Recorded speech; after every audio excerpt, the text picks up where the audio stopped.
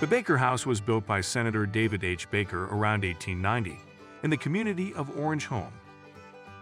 The house took a few years to complete, and while the main house was being built, the family lived in a smaller house just to the west of the main house. The home consists of a two-story main house with porches on both floors and a separate two-story kitchen house. As was the custom in those days, the kitchen was built separate from the main house. This was done in case there was a fire in the kitchen, so the main house would not be lost. The location of the windows allow for a cross breeze that keeps the house cool, and the fireplace located in the living room is still to this day the main source of heat in the house. Some of my first vivid memories were when I was here in first grade. I stayed with my grandmother and Carolyn, my sister Carolyn, while the rest of our family were living in Alabama. And in the wintertime, of course, we use a fireplace for heat, and we use a wood stove and kitchen for cooking. And so firewood was an important part of our life. The kitchen house has the kitchen, dining room, and 3 pantries. Upstairs are 2 bedrooms. The main house has 3 rooms on the bottom floor, a parlor, living room, and library.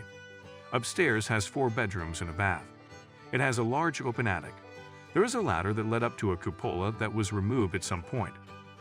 But mostly we went up and down those stairs some and had a playhouse, and there was an old Victrola there, and so we'd wind that up and you could play music and we'd sing with it. And then we also, had the cupola on the top of the house that we went up in some. And we could see a long way, and once in a while we might raise the window and walk out on the roof, but we weren't supposed to do that. The craftsmanship can be seen throughout the house. From the original wood floors, the original sash windows, the ornate and detailed door hinges, and the hand-carved stair railing. A focal point of the main house is the stained glass window. Much of the glass is original and depicts the 4 seasons in varying hues: red for fall, violet for winter, green for spring, and amber for summer. As a little child and everything, we used to have a lot of time that we would spend in the house, and the little balcony up halfway up the stairs by the colored windows, I would sit there so many hours, and I'd cut mothers and daddies out of the Sears book and little children, and then I'd play mother and daddy in house there, and it gave a good place to play and just enjoy it. June, what about you? Do you remember doing that? Yeah, I did that a lot, and then I had a girlfriend come over. We would sit up there together and cut out paper dolls and play. Few changes have been made over the years. The upstairs bathroom was added in the 1920s, and in the 1950s the family enclosed the area between the 2 houses to create a family room.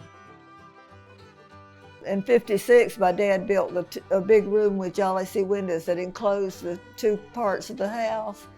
And so after we got that, it was definitely the room that everybody stayed in. And we had the TV come in, and then we also put a dinette on the other end of the room. We ate there quite a bit instead of the big dining room. So it was, a family room for sure. The house was donated to the city of Wildwood in September 2012. The city, along with a team of volunteers and generous donors, have been working on the restoration of the house. I think the city has done a great, beautiful job of taking care of the house and redoing things, and it's just so pretty.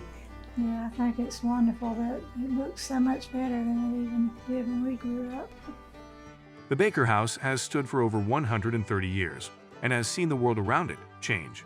It's been home to 6 generations of bakers and a mainstay in the Wildwood community. It is a true testament to the craftsmanship of days gone by, to the love and care of many family members, and is a genuine piece of Wildwood history.